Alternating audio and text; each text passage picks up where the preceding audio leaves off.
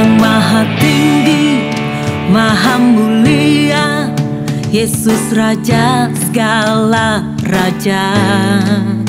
Ajaib perkasa perbuatannya, dahsyat kuasanya.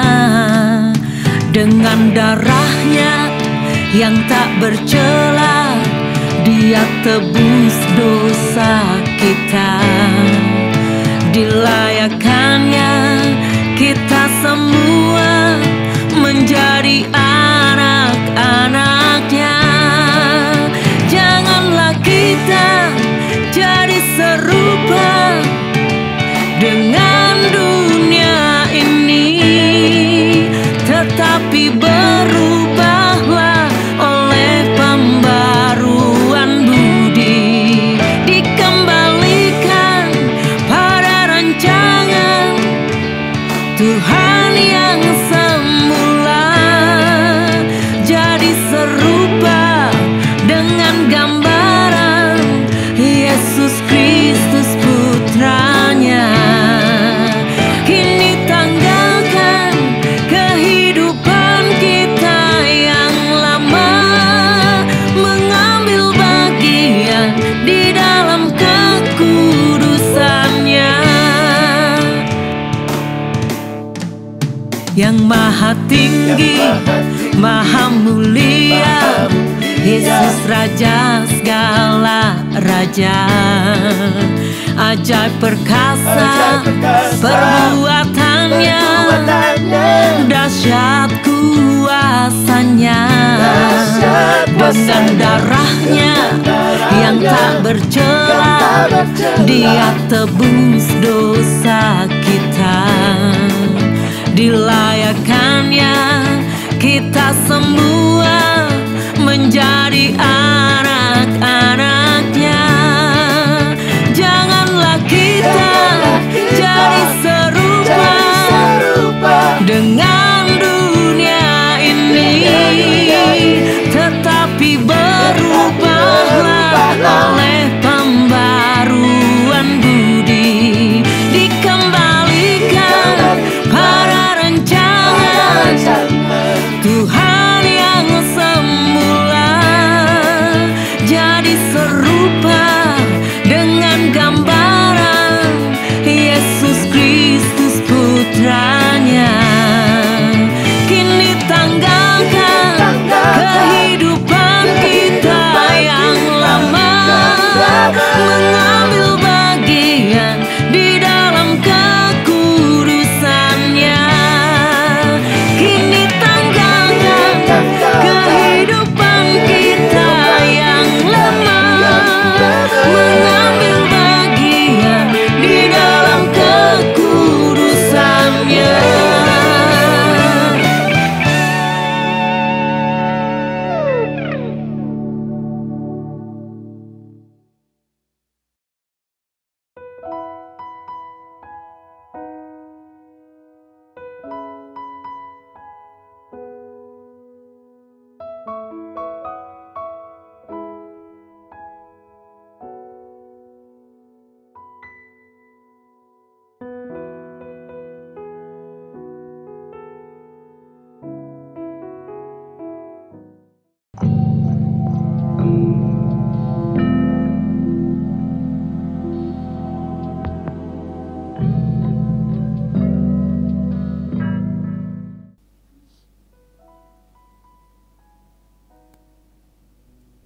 Shalom Bapak Ibu dimanapun berada.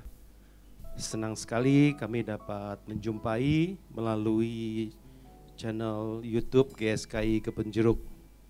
Mari Bapak Ibu persiapkan diri, pikiran, dan hati dengan sikap sopan, kita berpakaian yang rapi, selayaknya kita beribadah di gereja masing-masing. Sebelumnya kiranya Bapak Ibu tidak makan, tidak minum, maupun ngemil apapun. Sebelum kita masuk dalam ibadah, mari bersama-sama kita tundukkan kepala, kita berdoa. Bapa di dalam surga, terima kasih kami boleh diberi kesempatan untuk beribadah untuk bersama-sama menikmati kebenaran-Mu. Bapa, ampuni segala dosa dan kesalahan, agar kami benar-benar berkenan.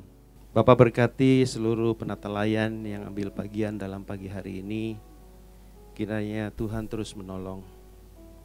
Hanya di dalam nama Tuhan Yesus Kristus kami sudah berdoa dan mengucap syukur. Haleluya. Amin. Puji nama Tuhan. Mari Bapak Ibu Saudara, kita mau masuk dalam hadirat Tuhan. Kita mempersiapkan untuk ibadahnya yang kudus pagi ini. Haleluya. Dengan segenap hati kami Tuhan, dengan segenap jiwa kami Tuhan, kami mau datang di hadirat-Mu, persembahkan korban syukur bagi Allah. Haleluya, haleluya.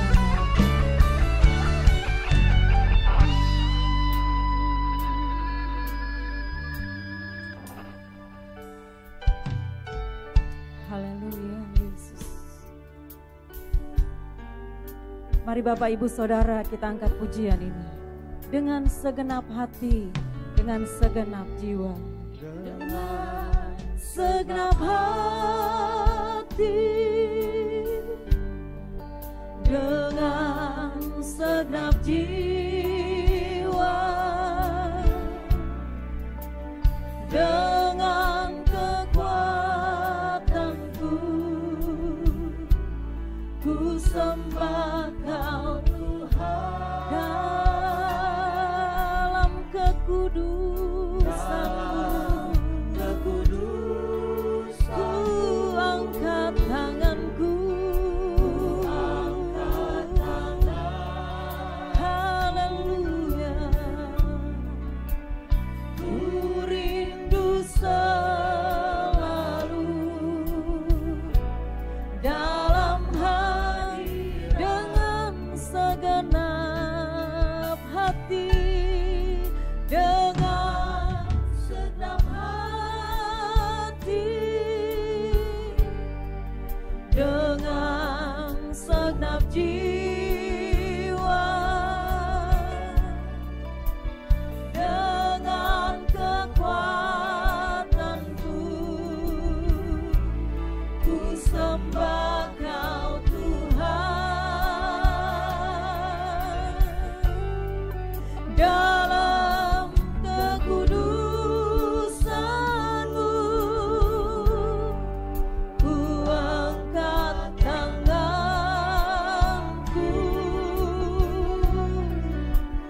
Ku rindu selalu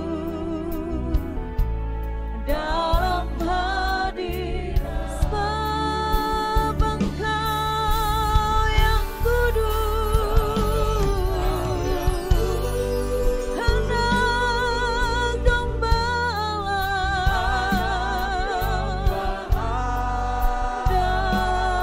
darah-Mu tercurah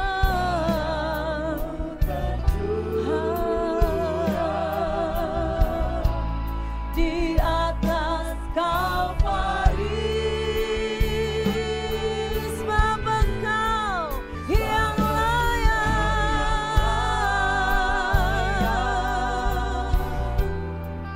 Terima pujian,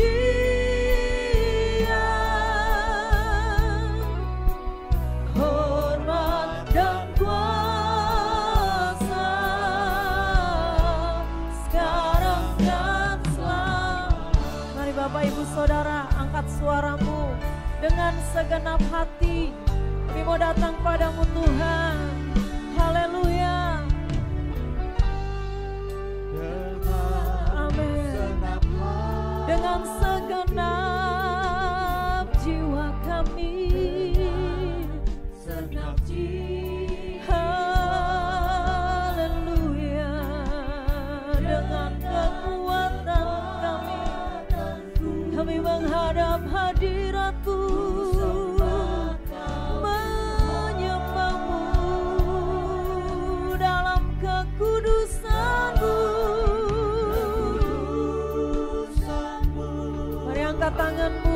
hadapan Tuhan. Haleluya. Ku rindu selalu dalam hati, sebab Engkau yang kudus,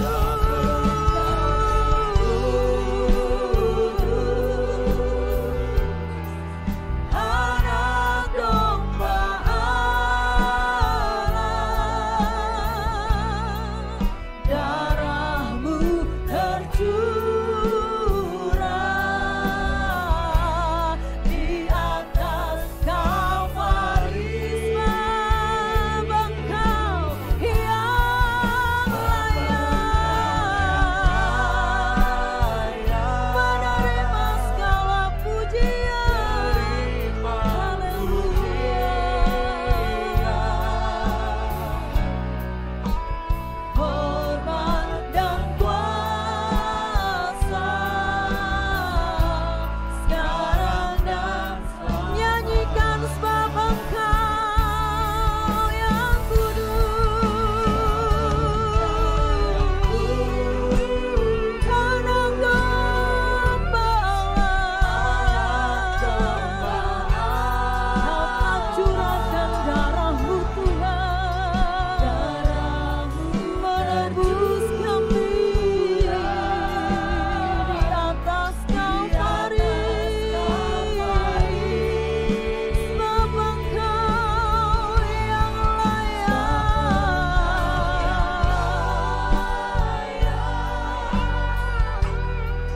Terima pujian,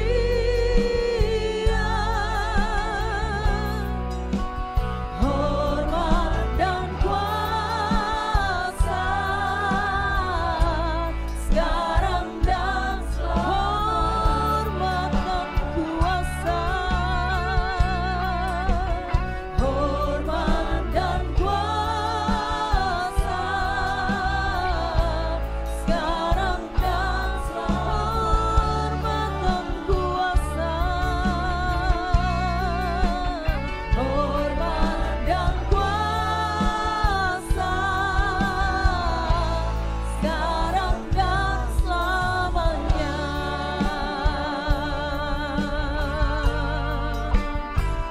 Mari sembah Dia, anak domba Allah.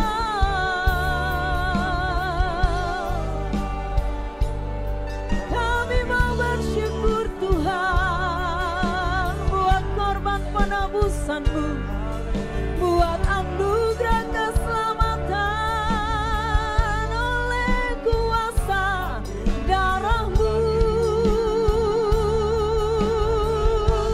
Haleluya, haleluya.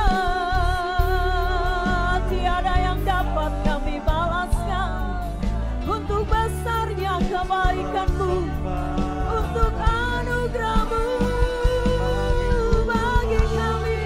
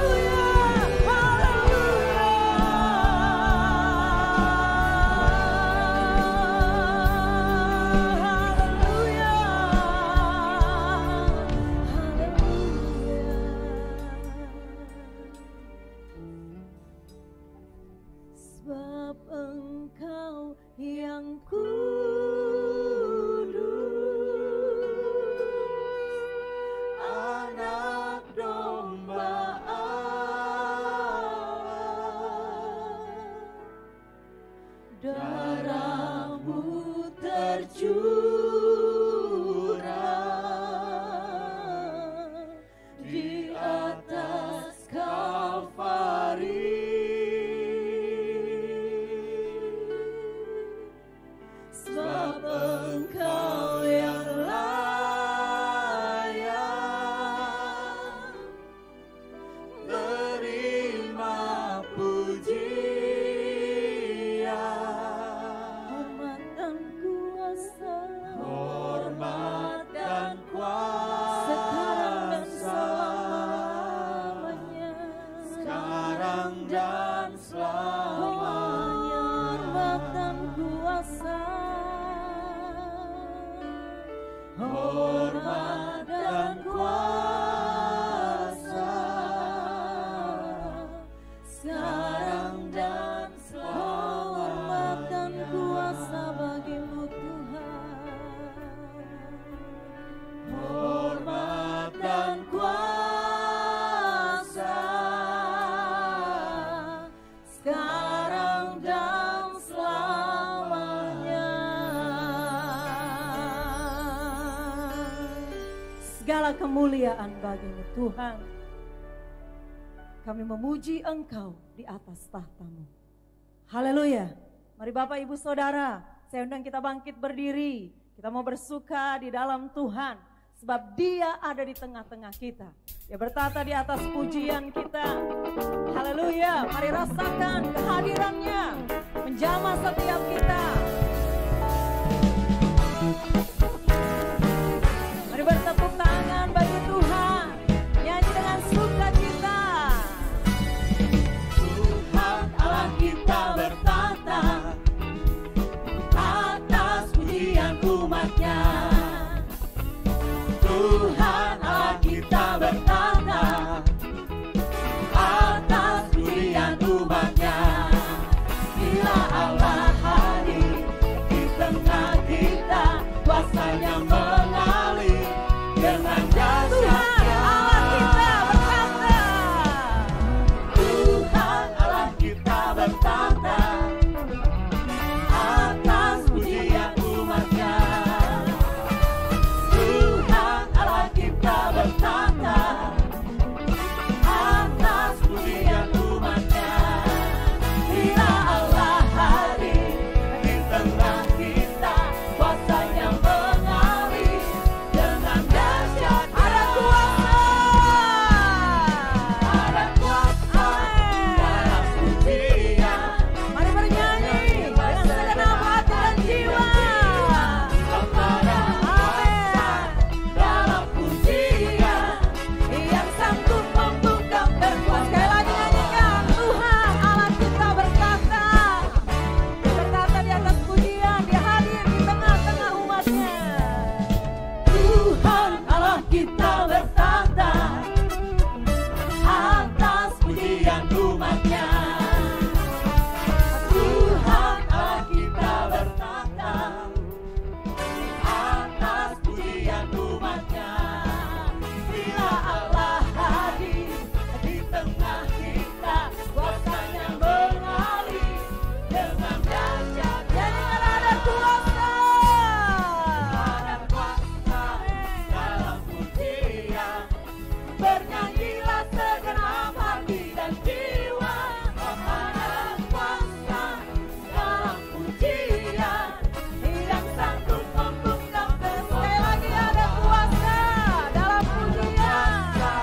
Dalam pujian, bernyanyilah segenap hati dan jiwa.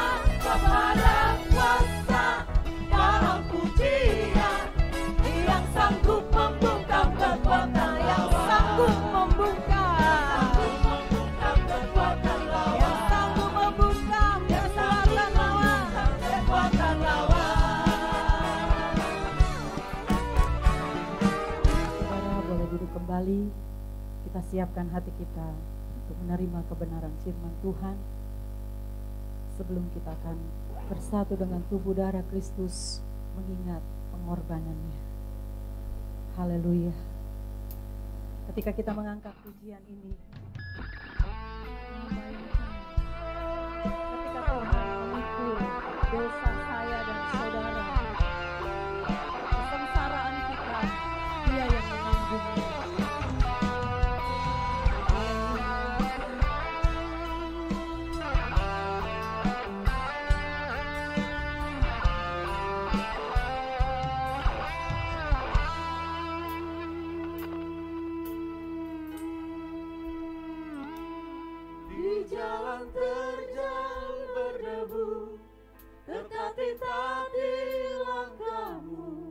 Anak manusia, pikul salibnya, tak sepatah pun keluhmu, walaupun nyeri lukamu.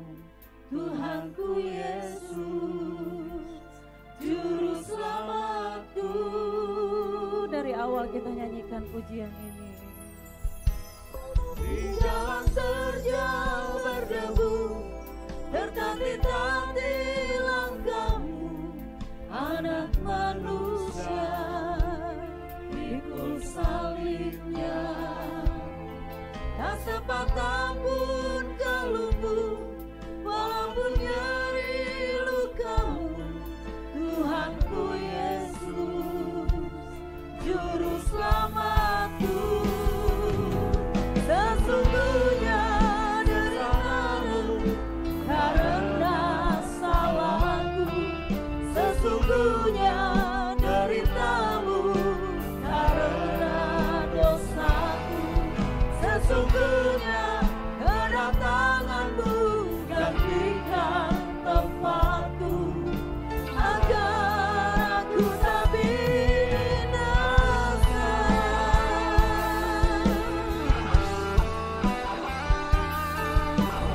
Haleluya, sungguh Engkau Tuhan menanggung salib kami. Mari Bapak Ibu, kita tundukkan kepala, kita berdoa. Bapa di dalam surga, kami berterima kasih kalau sore hari ini kami masih berada di rumah-Mu, walaupun di tempat kami masing-masing, tapi kami percaya bahwa semua ini adalah kasih karunia daripada-Mu, di mana kami tetap diberi kesempatan untuk belajar kebenaran firman-Mu. Biar kiranya Kau hadir bersama kami Tuhan, melalui Roh Kudus-Mu, Kau berikan kami hikmat, khususnya hamba-Mu yang nanti akan menyampaikan kebenaran firman. Beri terus kami hikmat, sehingga dari awal sampai akhir kami memahami apa yang Kau akan ajarkan buat kami semua di sore hari ini Tuhan. Terima kasih Bapa. Di dalam nama Putra-Mu, Tuhan kami Yesus Kristus, kami siap mendengar dan menerima kebenaran yang daripada-Mu. Amin.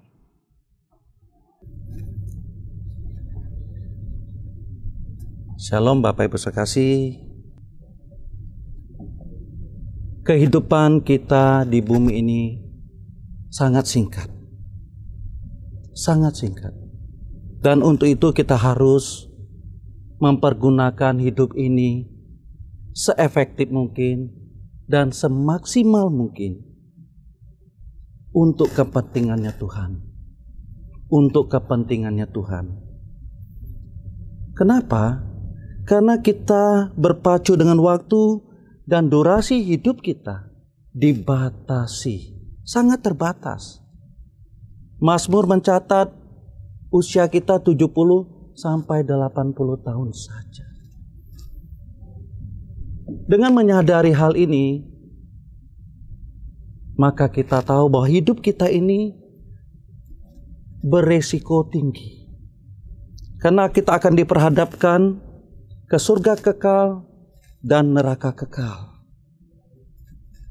Ini yang kita harus sadari semua Bapak Ibu Saudara kasih. Kehidupan kita terus bergulir dan perubahannya sangat-sangat cepat. Dan semuanya ini fana, sementara. Tetapi di dalam ketidaksementaraan ini, di dalam kondisi seperti ini Bapak Ibu sekasih, harus kita sadari bahwa ada 3 hal yang pasti dalam kehidupan kita. Ada 3 hal yang pasti dalam kehidupan kita. Yaitu yang pertama, kita pasti akan mengalami namanya masalah, problema hidup. Yang kedua, kita pasti akan mengalami sakit penyakit. Dan yang terakhir Bapak Ibu serkasi, kita tidak terlepas dari namanya kematian. Kematian. Jadi Bapak Ibu Saudara terkasih, siklus kehidupan kita sebagai manusia pasti akan mengalami 3 hal ini. pasti akan mengalami. Tidak mungkin tidak akan alami. Tentu persoalannya masing-masing kita berbeda. Porsi orang berbeda satu dengan yang lain. Tetapi tiga hal ini tetap kita akan alami. Dan pasti kita akan alami. Tetapi Bapak Ibu Saudara kasih, terhadap hal ini kita jangan khawatir, takut, gentar apa yang akan terjadi dalam hidup kita. Jangan membuat hal ini kita menjadi pasrah, pasif untuk menerima segala ketiga hal ini. Justru dengan menyadari hal ini, seharusnya kita memiliki satu sikap motivasi untuk bangkit.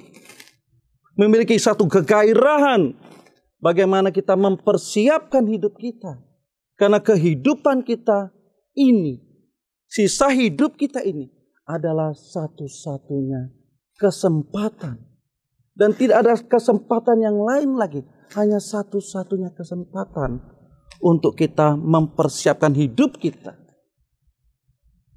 Karena kehidupan kita yang sementara ini, yang durasinya terbatas itu, akan berdampak kepada kehidupan kekal selama-lamanya.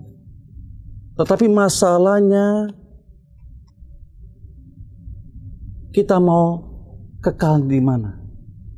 Kita mau kekal di neraka abadi, atau kita mau kehidupan sorga abadi bersama dengan Tuhan Yesus Kristus?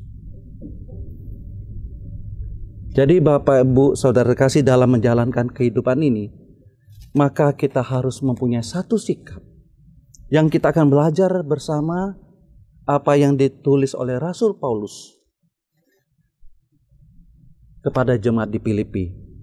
Bagaimana Rasul Paulus memiliki satu sikap melupakan apa yang sudah di belakang.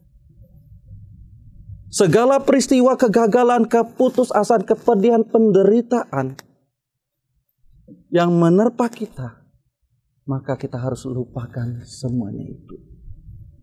Kalau kita tenggelam di dalam hal itu, tenggelam di dalam penderitaan, duka cita, kesengsaraan, maka itu semua akan menghambat kita, khususnya di dalam pertumbuhan iman kita, pengenalan kita kepada Tuhan. Tadi saya sampaikan kita belajar kepada Rasul Paulus, di mana dia tulis surat kepada jemaat di Filipi. Kita buka Bapak Ibu, Filipi 3 ayat yang ke-13. Filipi 3 ayat yang ke-13 yang berbunyi, "Saudara-saudara, aku sendiri tidak menganggap bahwa aku telah menangkapnya, tetapi ini yang kulakukan. Aku melupakan apa yang telah di belakangku dan mengarahkan diri kepada apa yang di hadapanku." Sekali lagi saya bacakan ayat ini. "Saudara-saudara, aku sendiri tidak menganggap bahwa aku telah menangkapnya, tetapi ini yang kulakukan. Aku melupakan apa yang telah di belakangku dan mengarahkan diri kepada apa yang di hadapanku." Kita tahu bersama Rasul Paulus adalah sosok pribadi yang luar biasa, di mana kalau kita melihat latar belakangnya, Rasul Paulus yang dulu bernama Saulus, kita tahu dia warga negara Romawi, orang Yahudi dari suku Benyamin, dan dia belajar kepada Rabi Gamaliel, seorang rabi yang hebat pada masa itu. Jadi Saulus itu adalah seorang yang berpendidikan tinggi, memiliki intelektual yang tinggi, orangnya cerdas. Dan dia pasti dipersiapkan untuk menjadi seorang pemimpin Yahudi pada masa itu. Bapak Ibu Saudara terkasih, kalau kita melihat perjalanan hidupnya setelah dia ditangkap oleh Tuhan, setelah dia ditangkap oleh Tuhan, dari Saulus, seorang penganiaya jemaat, dari Saulus, seorang penganiaya jemaat, di mana ditulis di Filipi 3 ayat ke-6. Filipi 3 ayat ke-6 ditulis tentang kegiatan aku penganiaya jemaat. Begitu juga ditulis di Galatia 1 ayat 13, di mana bunyinya, sebab kamu telah mendengar tentang hidupku dahulu dalam agama Yahudi. Tanpa batas aku menganiaya jemaat Allah dan berusaha membinasakannya. Dan lebih dari itu, di surat 1 Timotius 1 ayat 13 dikatakan, aku yang tadinya seorang penghujat. Ini Rasul Paulus katakan, aku yang tadinya seorang penghujat dan seorang penganiaya dan seorang ganas. Bayangkan betapa sadisnya Saulus ini sebelum dia ditangkap oleh Tuhan. Dan di ayat yang ke-15 dikatakan, di antara mereka akulah paling berdosa. Di antara, pada masa itu, di antara orang-orang Yahudi, dia adalah orang yang paling berdosa.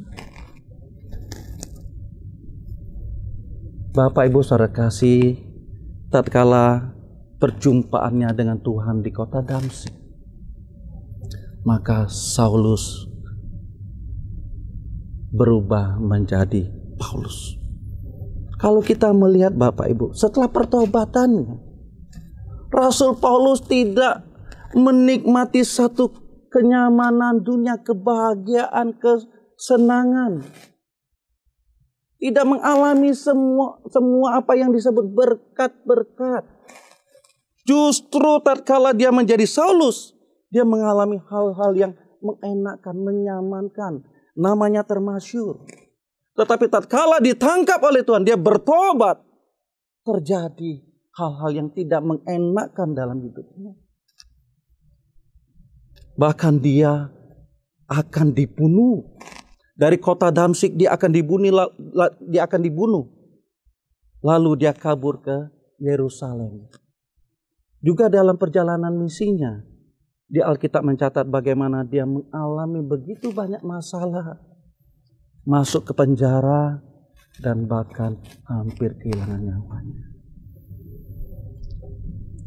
Bila melihat situasi Rasul Paulus hadapi setelah dia mengalami pertobatan, setelah dia mengalami perjumpaan dengan Tuhan, hidupnya tidak nyaman lagi. Hidupnya tidak enak lagi. Bahkan dia dikejar-kejar seperti seorang maling, seorang pencuri. Dia dikejar-kejar, bahkan akan dibunuh oleh bangsanya sendiri. Tetapi apa dikatakan Rasul Paulus? Aku tidak melihat apa yang di belakangku. Aku mengarahkan pandangan ke depan. Bapak Ibu Saudara kasih, peristiwa-peristiwa tersebut merupakan bagian yang harus Rasul Paulus terima sebagai konsekuensi dia menerima Tuhan Yesus. Tidak ada kesenangan sama sekali. Tetapi hal itu justru membuatnya semakin dia kokoh, semakin dia gigih, bekerja keras untuk memberitakan Injil kebenaran Kristus. Dia tidak pedulikan lagi masalah-masalah perkara-perkara jasmani. Mati hidupnya dia tidak pedulikan lagi. Yang dia pedulikan adalah bagaimana Injil kabar keselamatan itu disampaikan kepada banyak orang. Sekarang kalau kita tarik kembali ke dalam kehidupan kita, seberapa banyak masalah yang kita hadapi? Seberapa banyak penderitaan yang kita alami? Seberapa hebat masalah-masalah problema yang kita alami? Apakah kita bisa berani berkata masalah kita lebih hebat dari masalahnya Rasul Paulus? Apakah sempat kita dikejar-kejar, mau dibunuh, bahkan dipenjara atas ketidakberdosaannya, atas ketidakbersalahannya? Tapi dia semakin kokoh. Jadi Bapak Ibu Saudara kasih, justru masalah yang ada, mungkin itu seizinnya Tuhan. Kita harus melihat bahwa itu adalah satu proses bagi kita untuk kita masuk di dalam sekolah kehidupan. Untuk kita masuk di dalam proses pembentukan karakter kita. Karakter kita yang tidak baik, yang belum begitu benar, tetapi lewat masalah-masalah yang diizinkan oleh Allah. Untuk kita lebih lagi, untuk memperbaiki karakter kita, hidup kita. Agar karakter kita seperti karakternya Kristus. Agar karakter kita seperti karakternya Tuhan Yesus. Jadi Bapak Ibu Saudara kasih, mari kita jangan mengeluh. Jangan komplain terhadap apa yang terjadi. Mungkin kita mengalami masalah. Oh Tuhan, kenapa masalah ini terjadi? Saya tidak melakukan sesuatu yang salah. Tetapi kenapa itu masih terjadi? Belum selesai-selesainya Bapak. Masalah satu belum selesai, tapi kok masih ada lagi masalah yang kedua, ketiga, bahkan seterusnya. Mungkin sampai mati kita kan itu tidak selesai. Tetapi Bapak Ibu, kalau kita belajar dari Rasul Paulus, mari kita tidak melihat apa yang terjadi dalam hidup kita, di belakang kita, tetapi kita mengarahkan apa yang di depan kita.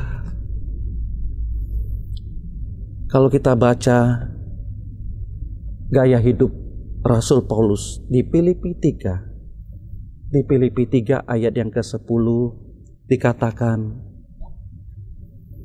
yang ku kehendaki ialah mengenal Dia dan kuasa kebangkitannya dan persekutuan dalam penderitaannya, di mana aku menjadi serupa dengan Dia dalam kematiannya.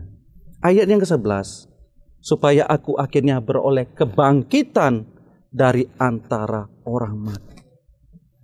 Jadi mari Bapak Ibu Saudara kasih, mari kita fokuskan hidup kita kepada Tuhan. Jangan melihat ke belakang apa yang sudah terjadi. Dan sambil kita tetap bekerja dan berusaha di dalam kehidupan kita, di mana Tuhan sudah berikan kemampuan, potensi yang ada pada kita untuk kita pertanggungjawabkan itu semua sampai kita menutup mata. Apapun yang kita lakukan semua itu, baik itu kita lakukan baik keluarga kita, pekerjaan kita, bisnis kita, pelayanan kita, mari kita lakukan itu semuanya untuk kemuliaan Tuhan. Itu adalah satu bentuk pengabdian kita kepada Tuhan. Dan sambil kita berlari-lari kepada tujuan untuk memperoleh hadiah. Di Filipi 3 ayat yang ke-14. Dan berlari-lari kepada tujuan untuk memperoleh hadiah, yaitu panggilan sorgawi dari Allah dalam Kristus Yesus. Sehingga pada akhirnya Bapak Ibu Saudara kasih, kita akan memperoleh hadiah dari Tuhan. Kalau kita sudah menyelesaikan pertandingan iman kita di bumi ini dengan baik. Kita harus masuk di dalam gelanggang pertandingan dan kita harus menyelesaikan pertandingan iman itu dengan baik. Sehingga kita dapat memperoleh mahkota daripada Tuhan. Di 2 Timotius 4, di 2 Timotius 4 ayat yang ke-7 sampai 8 dikatakan, aku telah mengakhiri pertandingan yang baik dan aku telah mencapai garis akhir dan aku telah memelihara iman. Ayat yang ke-7 ini, 2 Timotius 4 ayat yang ke-7 ini sering ditulis di batu nisan orang-orang Kristen. Aku telah mengakhiri pertandingan yang baik, aku telah mencapai garis akhir, dan aku telah memelihara iman. Apakah benar itu? Kita sudah melakukan apa yang ditulis di 2 Timotius 4 ayat yang ke-7 ini. Apakah benar? Kita tidak tahu Bapak Ibu. Tetapi kalau kita benar-benar melakukan ini, maka kita yakin percaya ada mahkota kehidupan yang Tuhan sediakan bagi saudara dan saya. Ayat yang ke-8, dan sekarang telah tersedia bagiku mahkota kebenaran yang akan dikaruniakan kepadaku oleh Tuhan, Hakim yang adil pada harinya. Tetapi bukan hanya kepadaku, melainkan juga kepada semua orang yang merindukan kedatangannya. Nah, pertanyaan lagi Bapak Ibu Saudara. apakah kita termasuk bilangan orang yang merindukan kedatangannya? Apakah kita termasuk bilangan orang-orang itu yang merindukan kedatangan Tuhan Yesus? Kalau tidak, Bapak Ibu, mari selagi masih ada kesempatan, masih ada waktu, mari kita perbaiki. Mari kita mau termasuk orang-orang yang menantikan kedatangannya Tuhan. Karena kita tahu, justru dengan kedatangan Tuhan itulah kita tahu bahwa hidup kita sudah menyelesaikan pertandingan iman dengan baik. Dan ada mahkota kebenaran, ada mahkota kehidupan yang Tuhan berikan bagi saudara dan saya. Bapak Ibu saudara kasih, dengan menyadari bahwa dunia ini bertambah jahat, tidak ada di dunia ini yang semakin baik, tidak ada. Tetapi lewat kehidupan yang sekarang Tuhan percayakan bagi kita, kalau Tuhan masih beri kesempatan bagi kita, mari kita merubah paradigma kita, mindset kita.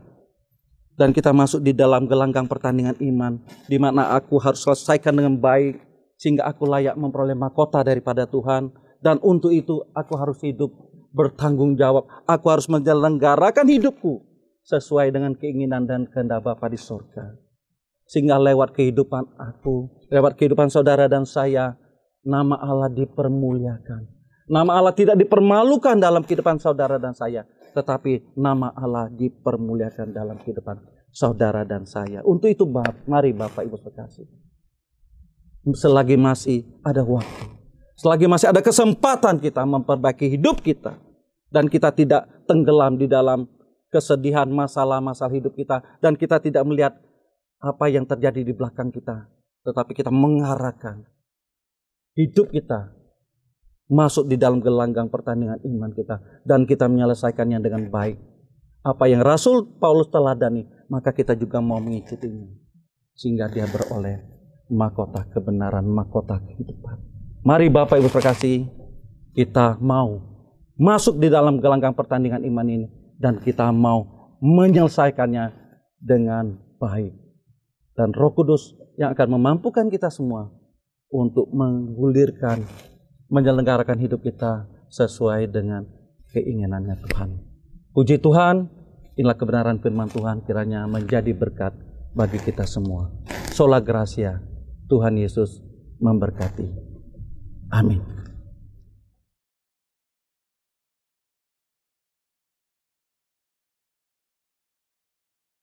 Bapak Ibu yang dikasihi Tuhan, kita sudah mengikuti ibadah dan kita telah mendengarkan firman Tuhan. Kita akan akhiri ibadah sore hari ini, kita berdoa. Tuhan yang bertata di kerajaan surga, kami bersyukur Tuhan, hadirat Tuhan turun dalam kehidupan kami dan menyapa dalam kehidupan kami. Kami siap melakukan kebenaran firman Tuhan.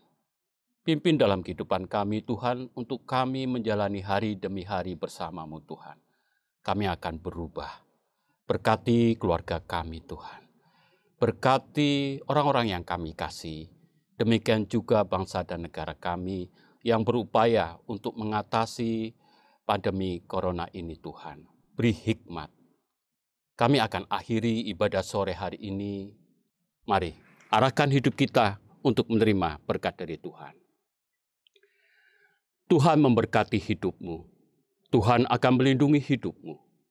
Tuhan akan menghadapkan wajahnya setiap kita. Akan memberikan damai sejahtera.